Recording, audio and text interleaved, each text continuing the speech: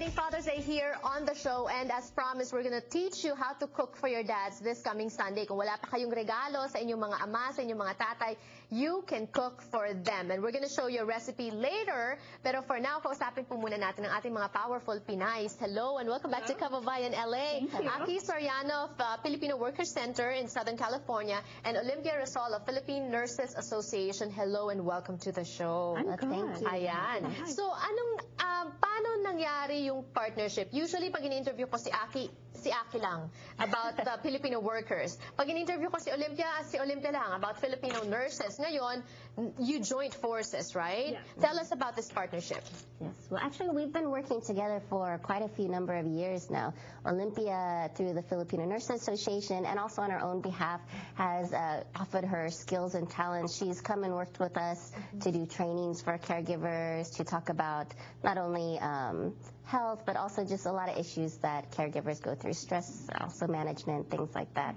So we have a shared goal where we want to take care of our caregiver or our labor, and I'm very interested in the labor rights, and so Aki's there. I'm on my own now. I have my own company, my CPR company, and that fits very well into our mission, is to empower laborers and empower their skills. And you mentioned one issue here. If you're healthy, then you are empowered, because health is wealth. And that is why the partnership basically talks about and tries to promote good health among our kababayans. Tell us about this association with, or relationship with American Heart Association.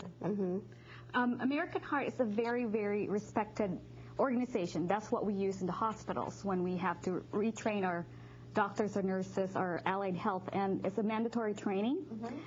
But we want to, they have a portion where we have to educate the public about the heart disease, and so they put a lot of pressure,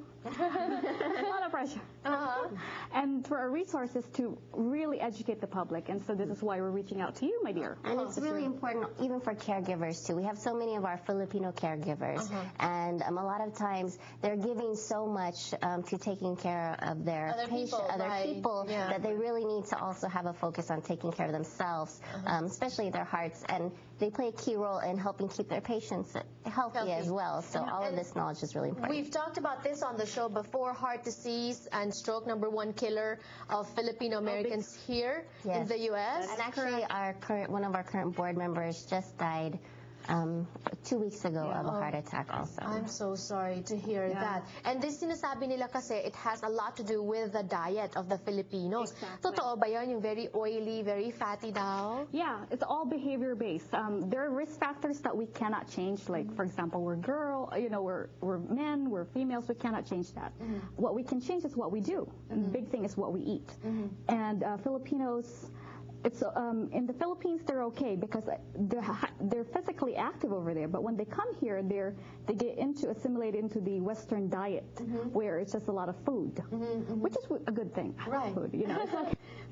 But with our genetic factors and with our community where we eat a lot together, it became it's almost a tragedy. Okay. And it also has to do with sodium levels and processed food. You were mentioning that keeping our caregivers healthy. Not too long ago, you had an event for caregivers, right? And then you have that to tell us about. Okay. Tell us about the event first for the caregivers. Sure. Yes.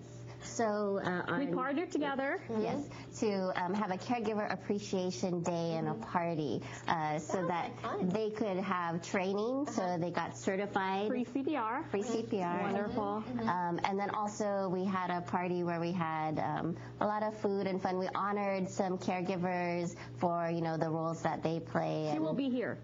Our awardee will be here. Oh, okay. She's actually going to be cooking later. But for now, when is the next event? Magkakaroon pa ba kayo ng, because I understand this will happen in June 5. Or, meron pa bang ibang event like this? We're going to have it annually now. Oh, okay. Yeah, so it's a good turnout. So next time we come back and we'll announce it to the public through the show. And it's because it's a part of also the American Heart Association CPR week. Oh, so next year again. Next year around this time, so first week of June. Mula sa Puso is a cookbook, and we're going to be talking about that when we return on the show, along with the ingredients for the dish that we're going to teach you how to make today. So don't go away.